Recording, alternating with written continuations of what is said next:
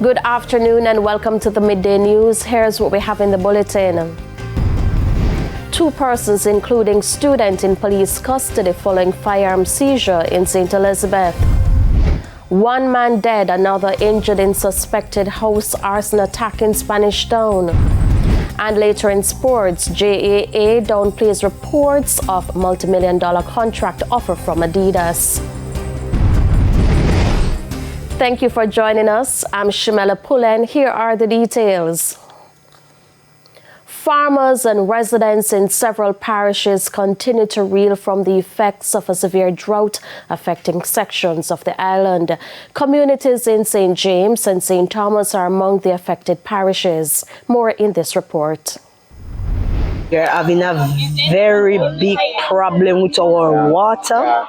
But she's not the only one. There is a severe drought affecting the island, and according to the National Water Commission, it's only getting worse. The government warned residents in Western Jamaica to brace for water restrictions. But Western parishes aren't the only areas being affected. Our news team visited communities in St. Thomas. It is very hard to live in this community that water goes to town and we don't have any water to use in our bathroom. We are suffering for the water and we really need it.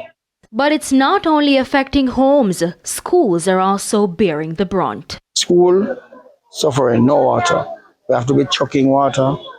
Sometimes pay over 4,000 for one of those plastic containers. So now the drought is on. It has compounded the problem and it makes it worse. Residents have now taken matters into their hands. A group of young men went and they did their own analysis of what was wrong. And they have come up with solutions. They came up with a list of items needed to fix the existing water gravity system. And we have had the support of the parish council and the councillor to get procurement done and for us to go about fixing the system.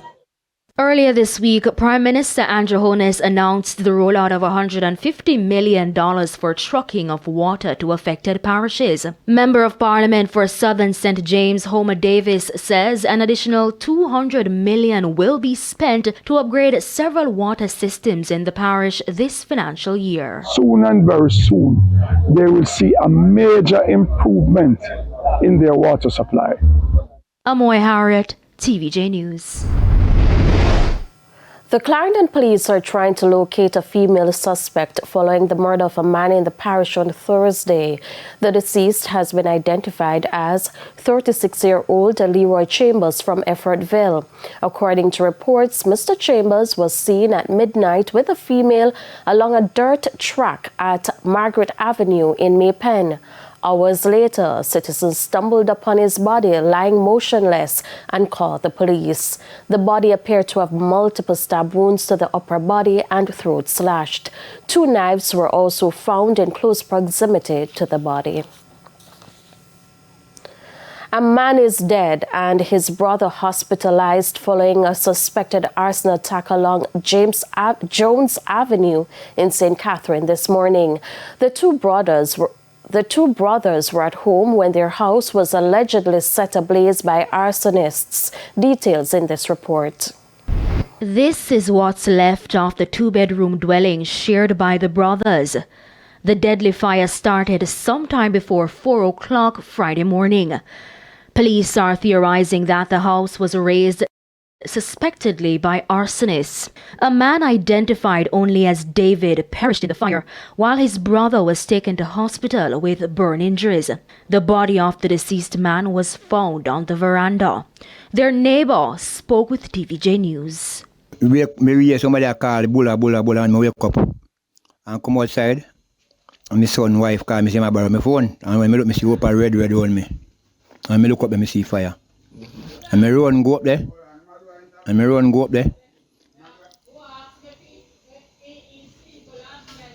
Appear. Fire. Yeah, me have to help the people next door. Always me have to draw. I draw like me a fireman. Yeah, man. Man, I live weird and I see fire in the ear. The redness. I will up some man and I see redness in the ear. An adjoining house was also damaged in the incident. The resident of that home says she's devastated. When I get up, I only could have just grab my baby and myself and just come out of the house. I go back inside for some things, and the blazing, I could just drop them and come out. She says she lost everything in the fire. Me and my daughter alone live on them way there. We have just one room. Okay, and you lost everything? Everything. I don't know where to turn right now or what to do, but thank God for life. The police say investigations are ongoing. Amoy Harriet, TVJ News. The St. Elizabeth police have taken 2 persons into custody, including a student, following a gun and ammunition find in St. Elizabeth this morning.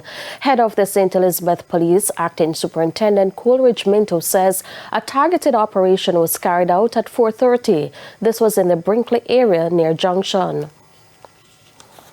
During the search, one premises was searched and a .44 Smith & Wesson Magnum was found inside the toilet tank, along with one live round. 2 persons were arrested, a male and a female, the female being a teenager, student of a prominent high school. Both were taken into custody and will be further processed. Meanwhile, the team also found materials to suggest the suspects are involved in scamming.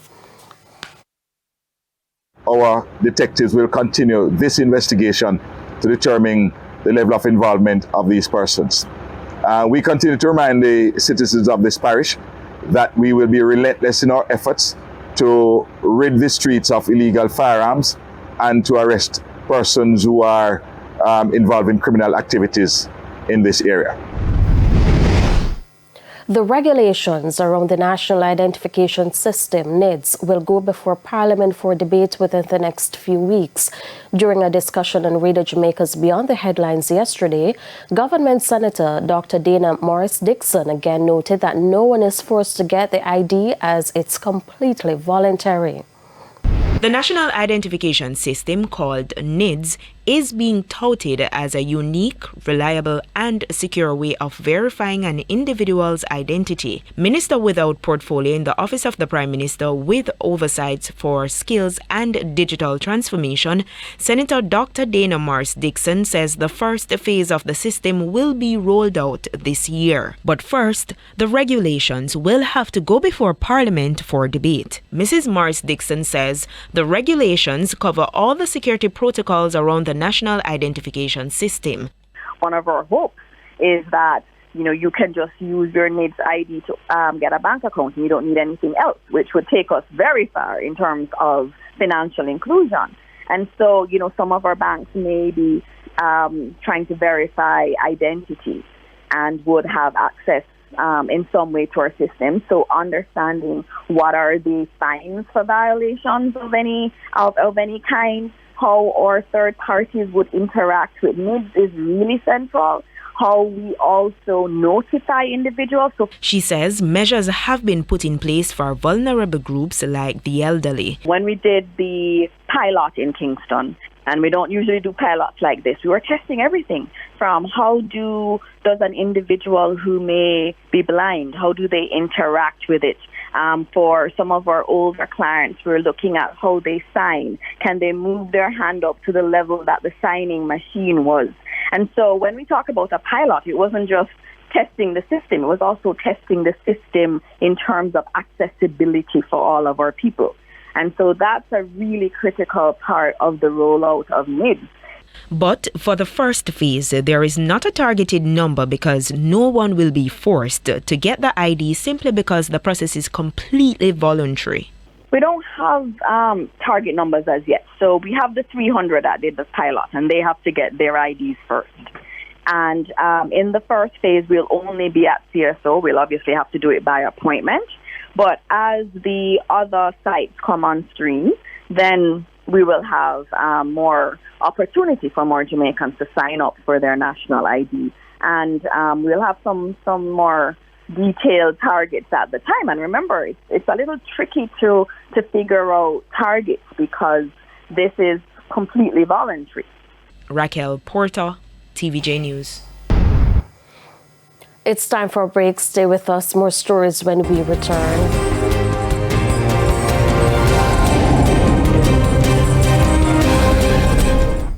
Welcome back to the Midday News.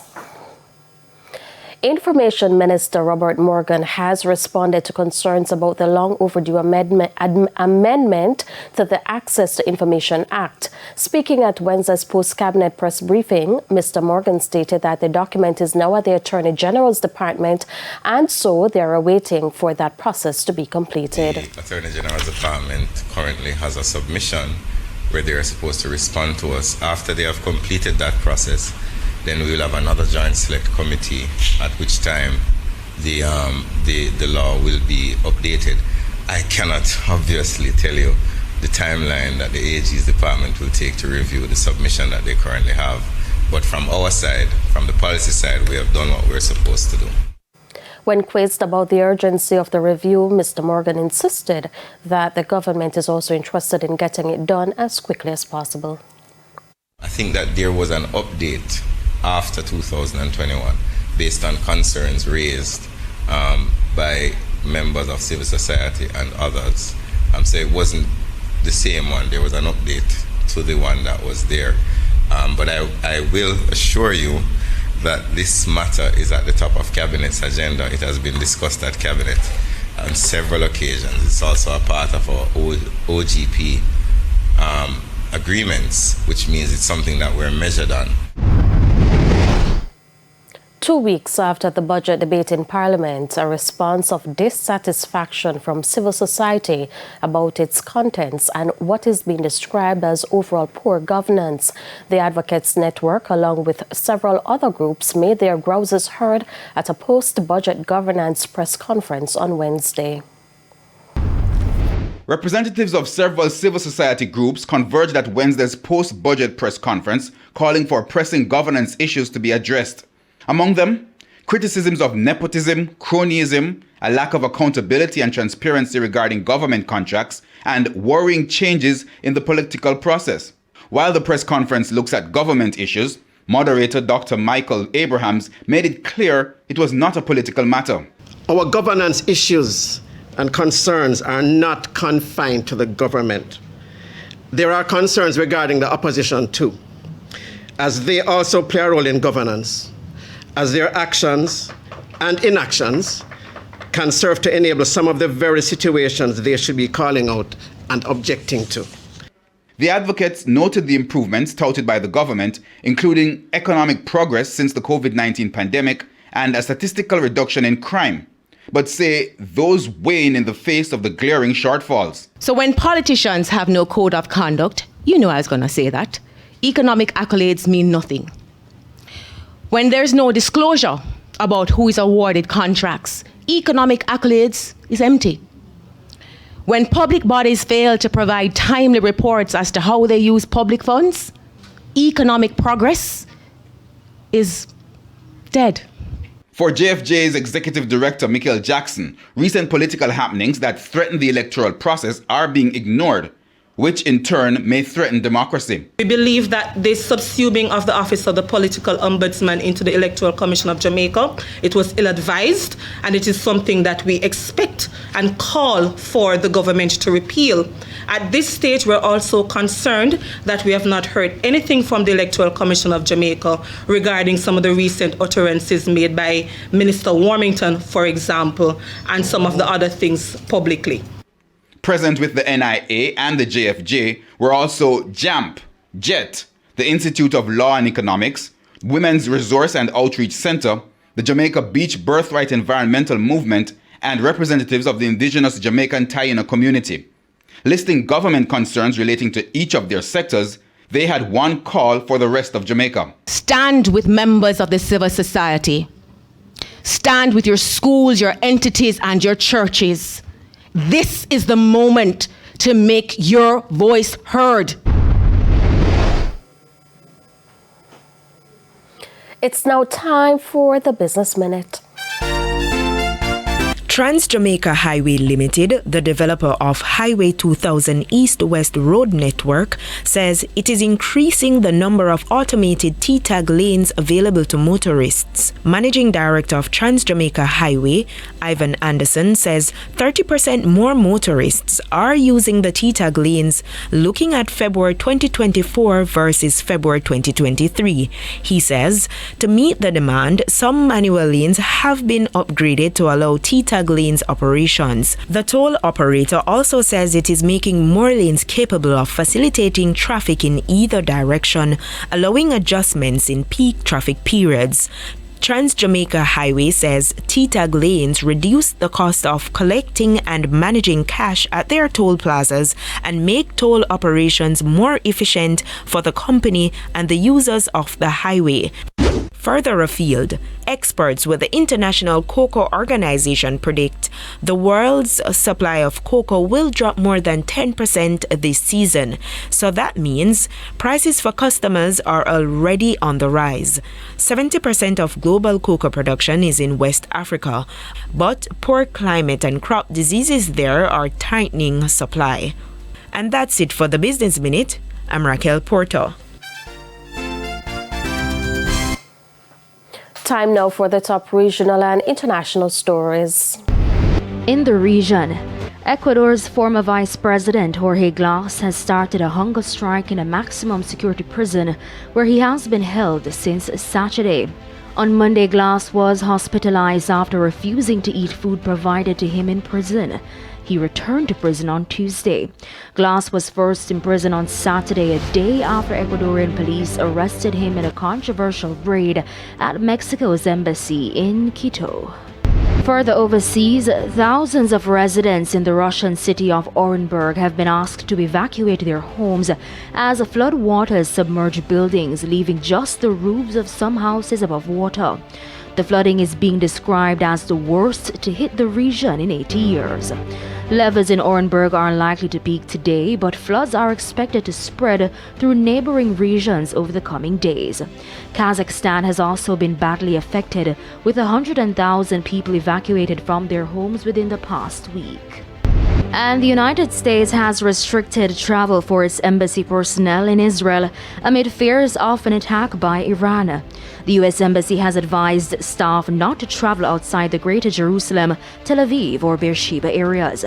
Iran has vowed to retaliate, blaming Israel for a strike on its consulate in Syria 11 days ago, killing 13 people. 2 U.S. officials say the attack could come as soon as today. And those were the top regional and international stories. I'm Amoy Harriet. We head to a quick break. When we come back, we'll have your midday sports report with Jermaine Brown.